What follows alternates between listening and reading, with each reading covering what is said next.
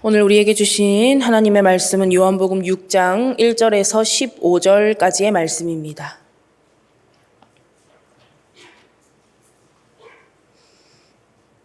요한복음 6장 1절에서 15절까지의 말씀, 신약성경 152쪽에 있습니다. 교독으로 보겠습니다. 제가 먼저 읽겠습니다. 그 후에 예수께서 디베랴의 갈릴리 바다 건너편으로 가시매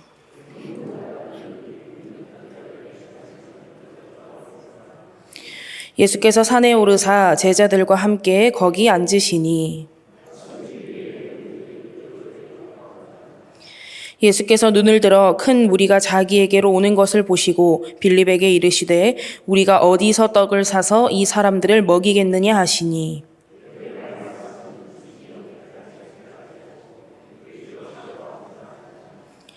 빌립이 대답하되 각 사람으로 조금씩 받게 할지라도 200데나리온의 떡이 부족하리이다.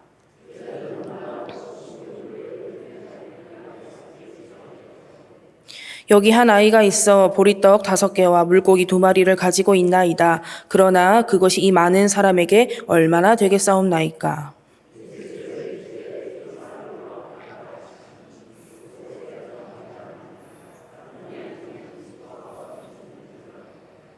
예수께서 떡을 가져 축사하신 후에 앉아 있는 자들에게 나눠주시고 물고기도 그렇게 그들의 원대로 주시니라.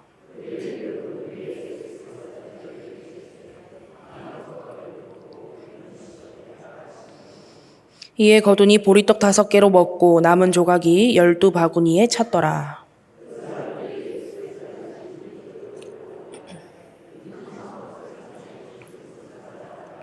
함께 봅니다. 그러므로 예수께서 그들이 와서 자기를 억지로 붙들어 임금으로 삼으려는 줄 아시고 다시 혼자 산으로 떠나가시니라. 아멘. 할렐루야. 오늘 말씀을 통하여서 이 시간에도 풍성한 은혜 누리시기를 축복합니다. 여러분, 우리가 보고 듣는다의 의미를 단순히 육체적인 의미, 그러니까 시각적이고 청각적인 의미 이상으로 사용할 때가 많습니다. 예를 들어서 사랑하는 사람이 생기잖아요. 그러면 신기하게도 많은 사람들 중에서도 그 사람이 잘 보입니다. 그리고 그 사람의 목소리도 잘 들립니다. 그리고 내가 어떤 물건이 가지고 싶어요. 그러면 그 이유로 신기하게도 그 물건에 대해서만 자꾸 보이고 들리는 경우가 있습니다. 그러니까 결국 우리가 보고 듣는다는 것은 내가 무엇에 관심을 가지고 있는가? 내가 원하는 것이 무엇인가? 내 마음이 어디에 있는가? 이런 의미를 가지고 있다는 것입니다. 다시 말씀드리면 우리가 하나님을 바라봅니다. 하나님의 음성을 듣습니다. 라는 말은 육체의 시각과 청각의 의미가 아닙니다. 하나님께 내 마음을 집중한다는 의미이고 하나님을 간절히 원한다는 의미이고 내 관심과 시선과 마음이 하나님을 향해 있다는 의미입니다.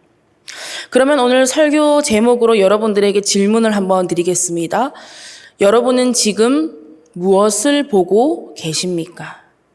무엇에 집중하고 계세요? 무엇에 관심을 가지고 계십니까? 여러분들의 마음이, 시선이 어디에 고정되어 있으십니까? 바라기는 오늘 이 말씀을 통하여서 다른 것이 아니라 하나님을 바라볼 수 있는 우리 모두가 되기를 원합니다. 오늘 본문에는요, 4가지 시선을 가진 인물들이 각각 나오는데요. 이 4가지 시선을 통해서 우리의 시선을 점검하는 시간이 되었으면 좋겠습니다. 첫 번째는 무리의 시선입니다. 오늘 본문 1절과 2절 말씀을 보겠습니다.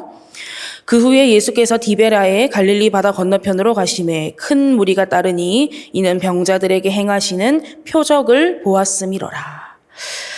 갈릴리 바다 건너편으로 예수님께서 가셨어요. 그런데 그런 예수님을 무리가 따랐습니다. 그런데 그 수가 얼마나 많았던지 그냥 무리도 아니고 큰 무리라고 표현을 했습니다.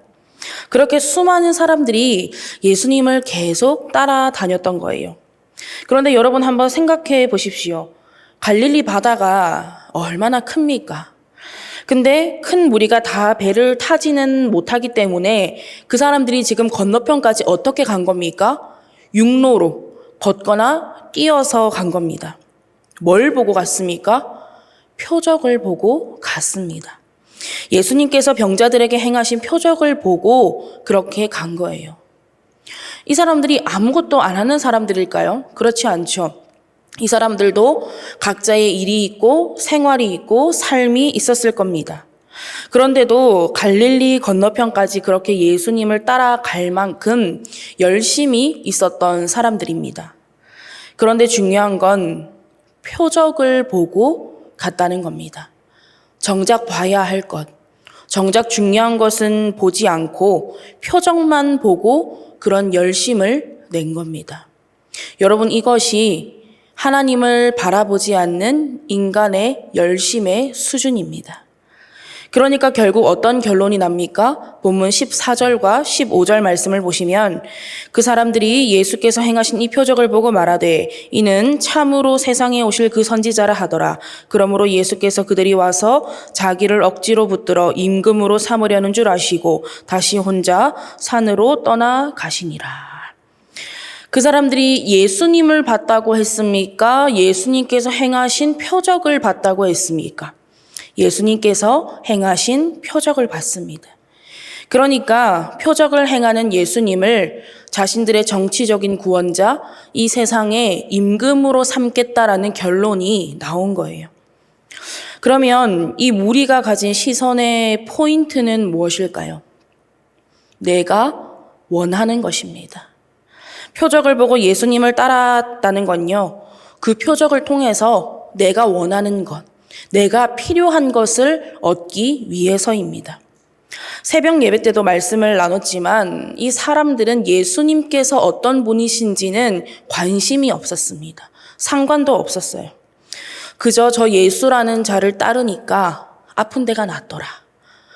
예수라는 자를 따르니까 배고픔이 해결되더라. 놀라운 일이 일어나더라. 심지어는 죽은 사람도 살리더라. 그래서 내가 따라가겠다. 나도 그 기적이 필요하니까 내가 원하는 것, 내가 필요한 것을 얻기 위해서 저 예수를 따르겠다. 나중에 예수님을 십자가에 못 박으라고, 예수를 십자가에 못 박으라 소리친 그 사람들 중에서 예수님을 통해서 치유받은 사람들이 없었을까요? 그 이웃이, 친구가, 가족이 없었을까요? 예수님을 통해서 굶주림을 해결받은 사람들이 없었을까요? 예수님을 통해서 하나님의 말씀을 들은 사람들이 없었을까요? 예수님께서 예루살렘으로 입성하실 때에 종려나무 가지를 흔들면서 호산나 다윗의 자손이여 찬송하며 소리치던 사람들이 없었을까요? 그런데 왜 그 사람들이 나중에는 예수를 십자가에 못 박으라고 죽이라고 소리치는 사람들로 변했을까요? 결국은 예수님을 바라본 것이 아니라 표적만을 바라봤기 때문입니다. 예수님께서 전하시는 말씀을 들은 것이 아니라 내가 얻을 표적에만 관심이 있었기 때문입니다. 여러분, 이것이 첫 번째 무리의 시선입니다. 다음으로 두 번째 시선은요, 빌립의 시선입니다. 예수님께서 큰 무리가 오는 것을 보시고 옆에 있던 빌립에게 이렇게 질문하셨어요. 우리가 어디서 떡을 사서 이 사람들을 먹이겠느냐? 이 질문을 들은 빌립이 예수님께 이렇게 대답을 합니다. 7절 말씀 보시면 빌립이 대답하되 각 사람으로 조금씩 받게 할지라도 200데나리온의 떡이 부족하리이다. 빌립의 시선은요, 없는 것을 향해 있었습니다. 문제 앞에서 사람의 방법부터 생각하고 계산기부터 두드리는 거예요. 그래서 이렇게 생각을 해봅니다. 각 사람한테 조금씩 받아볼까 하는 사람의 방법을 생각하는 겁니다. 그런데 결론이 어떻게 나요? 안 된다. 없다. 이것이 빌립의 시선입니다. 그 다음 세 번째 시선은요, 안드레의 시선입니다. 9절 말씀 보시면 여기 한 아이가 있어 보리떡 5개와 물고기 2마리를 가지고 있나이다. 그러나 그것이 이 많은 사람에게 얼마나 되겠사옵나이까. 안드레의 시선은요, 부족한 것에 있었습니다. 보리떡 5개와 물고기 2마리는 아이가 먹을 양입니다. 그러니까 결국은 이거 가지고 뭘 하겠습니까? 이거 가지고 뭘 하겠냐는 거예요. 있지만 부족하다는 겁니다. 있지만 안 된다는 거예요. 이렇게 결론을 내리는 것이 바로 안드레의 시선입니다. 자, 그러면 첫 번째, 내가 원하는 것, 내가 필요한 것만을 향해 있었던 무리의 시선을 생각해 볼 때 여러분의 시선은 어떻습니까? 여러분 모두 예수님 다 사랑하시죠? 사랑하시죠? 네, 저도 사랑합니다. 그렇다면 왜 사랑하십니까? 예수님을 왜 사랑하세요? 이 시간에 다들 피곤하실 텐데 집에서 안 쉬시고 왜 이곳에서 예배 드리고 계십니까? 우리가 예수님을 사랑하는 이유, 우리가 예수님을 믿는 이유, 그래서 교회를 다니는 이유, 예배 드리는 이유, 이것이 곧 우리의 시선입니다. 우리의 시선이 어디를 향해 있냐는 거예요. 내가 이 땅에서 잘 먹고 잘 살고 이득을 보려는 수단이 예수님이 되어서는 절대로 안 됩니다. 예수님께로부터 얻을 수 있는 것, 예수님의 손에 있는 것에만 우리의 시선이 있어서는 안 된다는 것입니다. 그분이 예수님이시기 때문에, 그분이 그리스도시요 살아계신 하나님의 아들이시기에, 그분이 우리를 살리기 위해서 십자가에 못 박혀 죽으시고 부활하신 예수 그리스도이시기에, 그분이 영원토록 우리와 함께 하시는 임마누엘의 하나님이시기에 예수님을 믿고 사랑할 수 있는 우리 모두가 되기를 원합니다. 바라기는 내가 원하는 예수님을 정해놓고 예수님을 믿고 교회를 다니는 것이 아니라 예수님이시기 때문에 예수님만으로 예수님을 사랑하고 믿을 수 있는 우리 모두가 되기를 간절히 원합니다.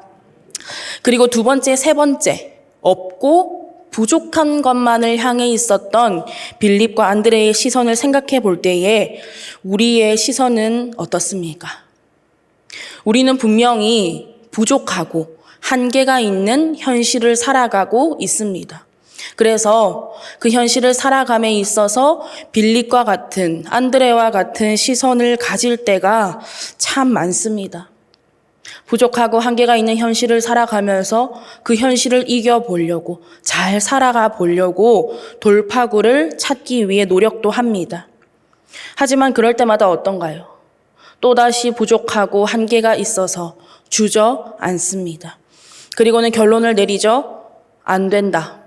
답 없다. 소망 없다. 그런데 우리가 여기서 중요하게 묵상해야 할 부분이 있습니다. 6절 말씀 볼 건데요. 다 같이 한번 읽어보겠습니다. 시작. 이렇게 말씀하심은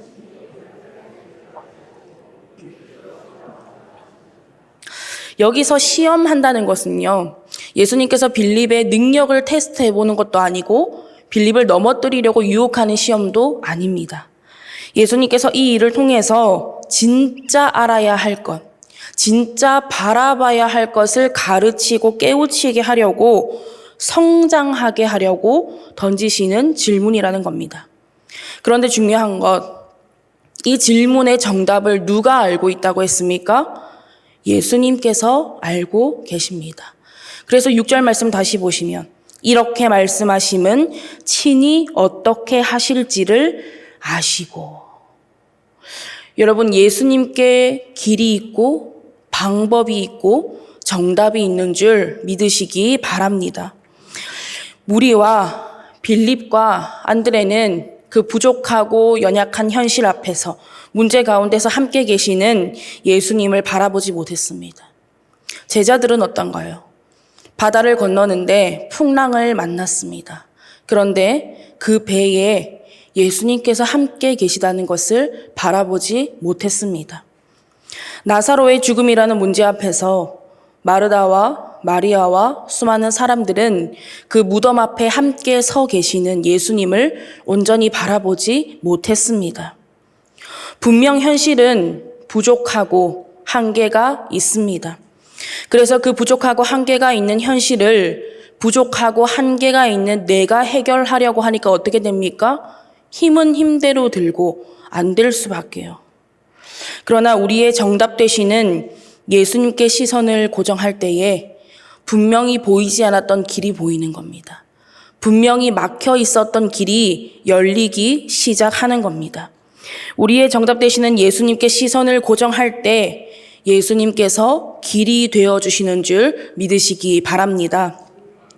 자, 그러면 마지막 네 번째, 예수님의 시선. 예수님의 시선은 어디를 향해 있었을까요?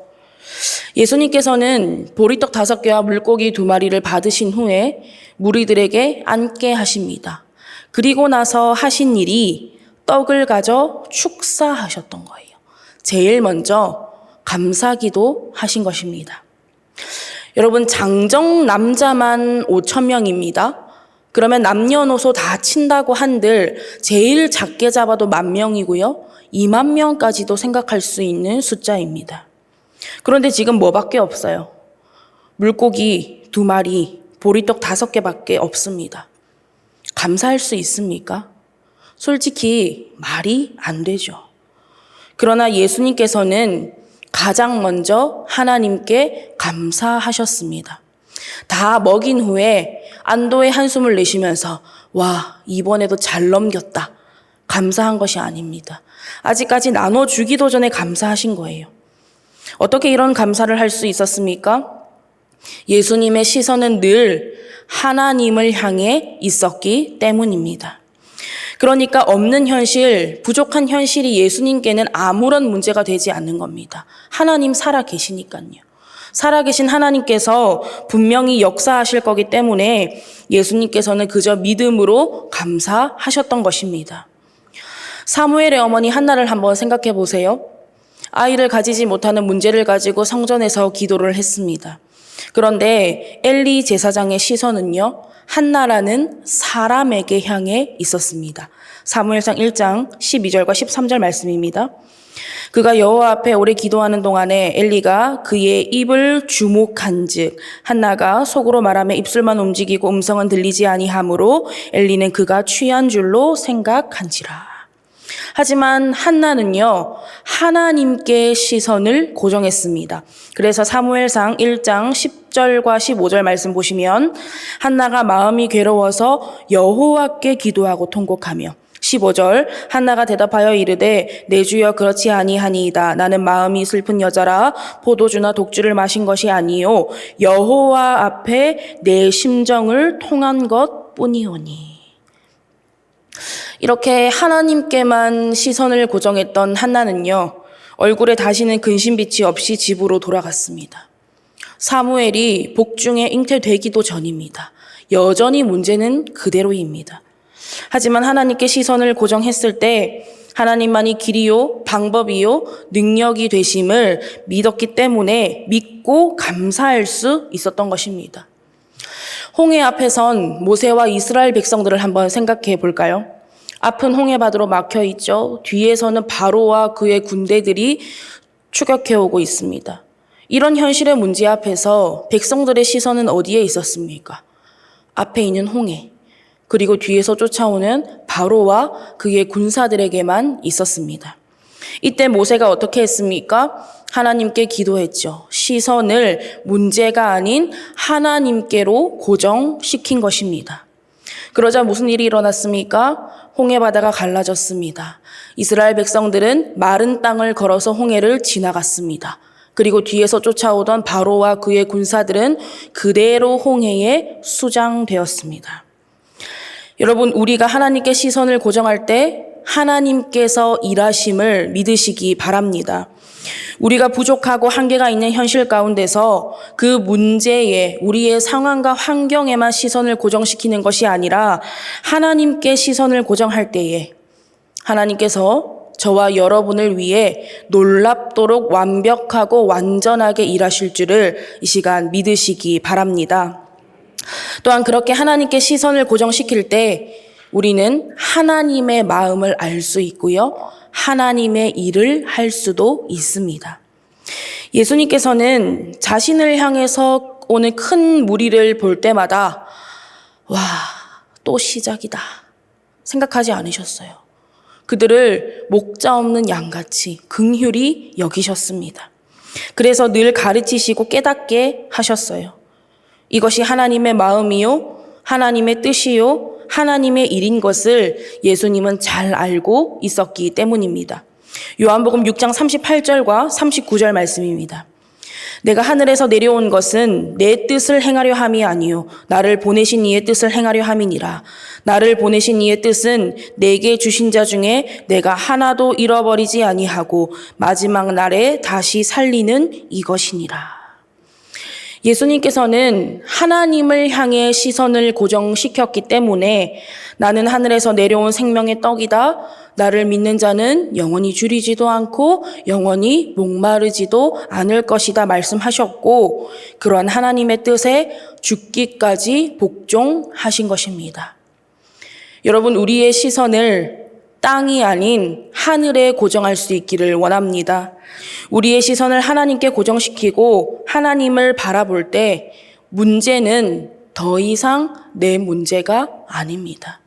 물론 그 과정이 쉽지 않죠. 어렵죠. 힘들죠. 눈물이 날 때도 많습니다. 그러나 이겨낼 수 있습니다. 왜냐하면 우리의 시선을 하나님께 고정할 때에 내 수준이 아니라 하나님 수준으로 역사하시고 하나님께서 직접 해결해 주실 것이기 때문입니다. 또한 우리의 시선을 하나님께 고정시키고 하나님을 바라볼 때에 하나님의 마음에 따라서 하나님의 뜻에 따라 살아갈 수 있는 것이고, 하늘의 뜻이 이 땅 가운데 이루어지는데 내 모든 것을 드리며 살아가는 하나님의 일꾼된 삶을 살아갈 수 있음을 여러분 믿으시기 바랍니다. 여러분들도 잘 아시는 하나님 아버지의 마음이라는 찬양의 후렴 가사가 다음과 같습니다. 나의 마음이 아버지의 마음아라. 내 모든 뜻 아버지의 뜻이 될 수 있기를. 나의 온몸이 아버지의 마음아라. 내 모든 삶 당신의 삶 되기를. 여러분, 다시 한번 질문 드리겠습니다. 여러분은 지금 무엇을 보고 계십니까? 여러분의 시선은 어디를 향해 있고 어디에 고정되어 있으십니까? 눈을 들어 주님을 바라볼 수 있기를 원합니다. 눈을 들어서 지금도 우리를 위하여 일하시고 역사하시는 하나님을 바라볼 수 있기를 원합니다. 그렇게 날마다 믿음으로 나의 시선을 나의 문제와 상황과 환경이 아니라 살아 역사하시는 하나님께만 고정하며 살아갈 수 있는 저와 여러분, 밀양선결교회 모든 성도님들 될 수 있기를 간절히 바라고 원합니다. 기도하겠습니다. 하나님 아버지, 오늘도 귀한 말씀 허락하여 주시니 감사드립니다. 우리의 시선을 하나님께 고정시키기를 원합니다. 비록 우리의 삶에 시선을 흐트러뜨리는 많은 어려움들이 있지만 하나님을 바라보는 것만이 우리가 온전한 삶을 살아갈 수 있는 방법임을 믿습니다. 세상과 사람을 바라보지 않게 하시고 오직 하나님을 바라볼 때 하나님의 하나님 되심을 경험하게 될 것을 믿고 감사드리며 예수님의 이름으로 기도드립니다. 아멘.